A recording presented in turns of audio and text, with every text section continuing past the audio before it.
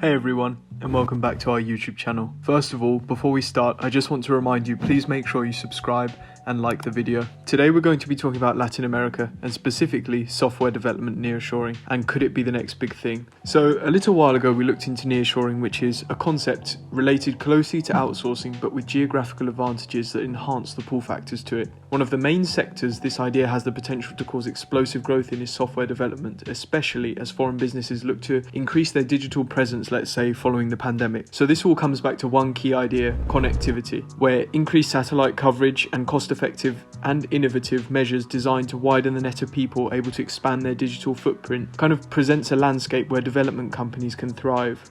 Latin America is one example of this, as the region has seen an influx of foreign investment, which already possesses an extremely high quality workforce in the IT industry, the two of which combine to create a development hub which, in a geographically strategic location for businesses in Europe and the United States looking to develop software overseas. So it's clear that each business looking to develop their own software will have their own specific requirements and needs, making this industry extremely dynamic, as well as also presenting unique challenges to the companies that are creating the programs.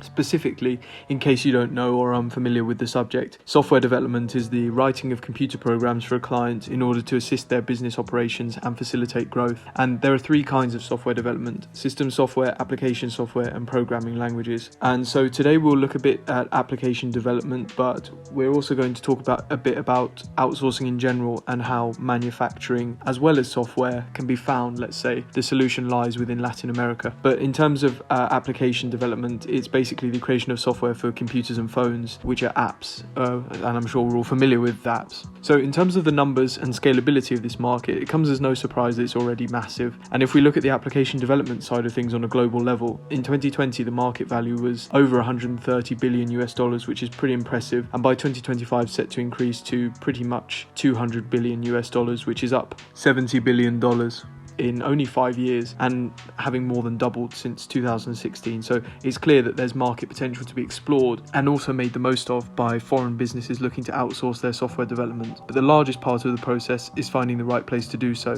and this is where outsourcing comes back into the picture, and also where Latin America becomes a prominent figure. So while many nations are possible candidates, there are some that do stand out above the rest as exhibiting the perfect environment for software development for your business, and one of these is Argentina. And for those of you who read our blog, you'll remember that we talk about Argentina a lot, as it's where our company is based. And another we'll be talking about is Paraguay, because the innovation taking place as well as the development of technology in general is pretty exciting to take into account, especially in conjunction with how manufacturing is extremely popular for outsourcing there too. So they go hand in hand to present a great candidate for Latin American outsourcing. So to continue with this, we'll talk about Paraguay a bit more specifically, and also the MAQUILA industry, which is available there. So to go deeper into this theme of innovation, the presence of maquiladora companies in Paraguay demonstrates the forward-thinking attitude relished by companies in a globalizing marketplace. And if you're unfamiliar with this scheme, we've published an article about it before, and also a podcast on this channel which we're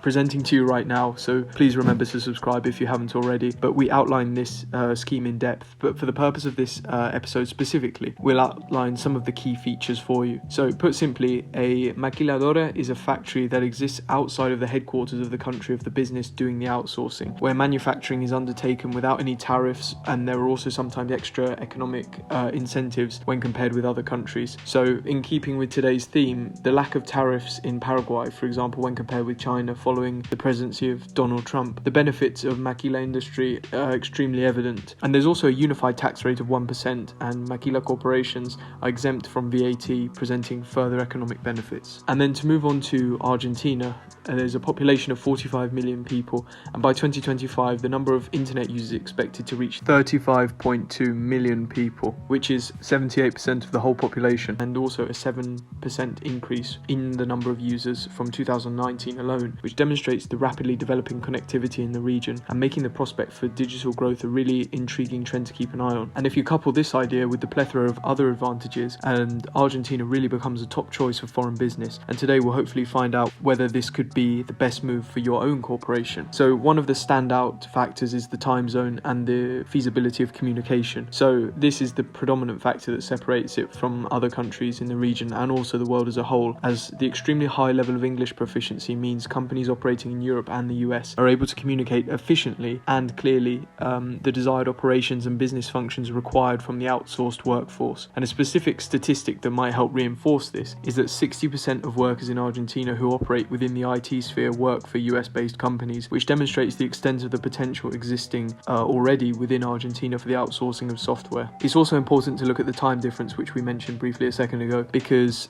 for example, New York is only 1 hour ahead of Argentina and either 3 or 4 hours behind London, depending on the time of year, which means that Latin America, specifically Argentina, is extremely attractive for foreign businesses, as any issues or requests can be made without delay and the work days broadly overlap, which means the level of productivity can be maintained as though it was two companies working together from within the same country, which is pretty exciting. So if you're interested in finding out more, please subscribe to our channel where you'll find content like this every week, and also like the video and also comment below if you have any topics you want to hear us talk about at a later date. But until then, thank you very much for listening. Take care. Bye bye.